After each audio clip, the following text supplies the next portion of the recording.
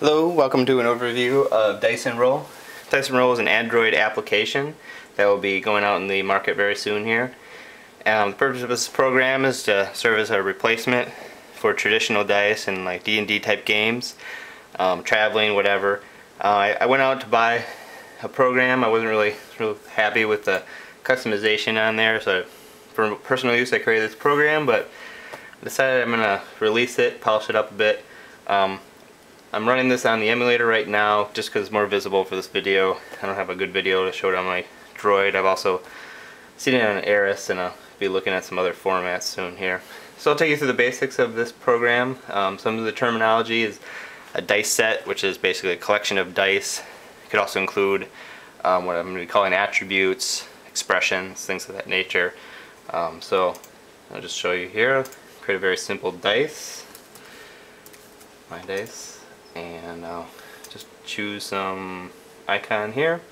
I'm going to add in 4d20, so 4 20-sided dice. Hit add here, and you'll see that it's added here at the bottom to this expression list. There's more powers in this expression that you can manually edit if you want to. I support add, subtract, multiply, divide, also parentheses.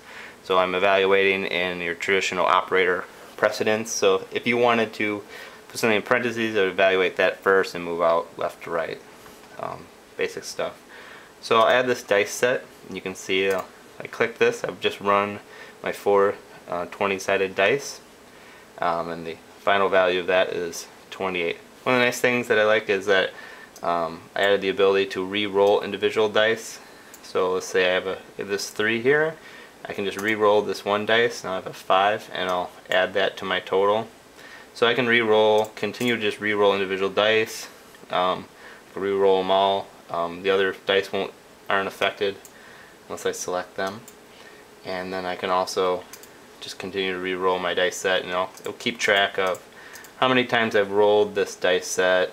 Here's your name of your dice, and just kind of a reminder of what expression was contained in that dice set. So that's the very basics of this. The real power comes from the attributes. And for example here, actually doing the old way, you don't have to do that now. So I'll add an attribute called level, and I'll make my level 4. And I'll add that in. Okay, so attributes, the way that those get used is by being referenced within a dice set. So I can see I have a level's now been added, and you can get a pull down of all the available attributes, and I'll just add that into my expression and save. You'll see when I run this dice set now, 4 is getting added, and I can quickly change my level and rerun this dice set, and it'll be added in. So what the idea of the attributes are, these are attributes of your character that you are tracking. So the idea is that you set up a bunch of different dice for different spells and whatever, and you reference these attributes that change as the game progresses, and you can easily change those attributes and affect your dice. So you're not having to go back into dice constantly and monkeying around and trying to figure out how's that where all these different values are. You can just have one little overview of all the different attributes in your game, and as the game changes, as you lose and gain health or charisma or whatever, you can just add and subtract them right out of this attribute list. One of the kind of more advanced things that you can do here is you can actually you can use an attribute to control the number of dice. So instead of I had 4d20, I'm going to change that to level d20 plus level,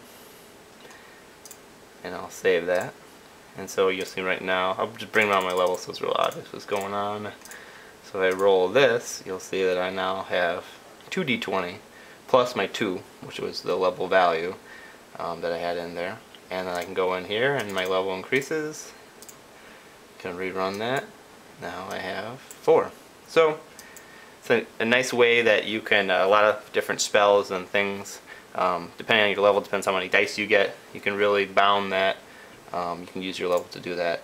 Another thing that's kind of a powerful thing as the attribute is This would be what I'd consider a simple attribute. You can also add another attribute, call it what I call a complex attribute, and so I'm going to call this my magic missile level, and I'm going to reference my level, which is and a complex attribute can reference a simple attribute, and you don't have to care about complex, simple, or whatever. I mean, I figured that out basically determined by what you actually put within this field. So what I'm going to do is I'm going to say my magic missile level is my level, but I'm going to bound that at let's say, I'll say 2. Make this real simple. Okay, so I've got that. You'll see this is grayed out here now, but I am referencing my level. And then if I go back to my dice set, I'm going to, instead of saying level, I'm going to say my magic missile level, D20. Save that. And when I run this now, I have 4. Oh, okay. Might not have clicked on that. There we go. 2d4. So that's one way that you can use a common, simple attribute, and you can actually use other attributes to reference it, put mins, max, bounds on those different attributes, and so it's kind of a powerful way that you can build up a different dice and expressions, so that when you're actually playing the game, all you're doing is plus and minusing things real simple, and you're kept with a very common list of spells and different roles that you have to do. I mean, so that's kind of the idea behind this program. The other thing is profiles. I'm showing you the light version right now, but the pro version, I added the ability so you can create different profiles for different characters. You can switch back and forth very quickly. It'll save all the different dice attributes and history for each profile, so you could maintain different characters completely. I think it's common, someone doesn't show up, you got to run 2 characters, switch back and forth, without any trouble with that.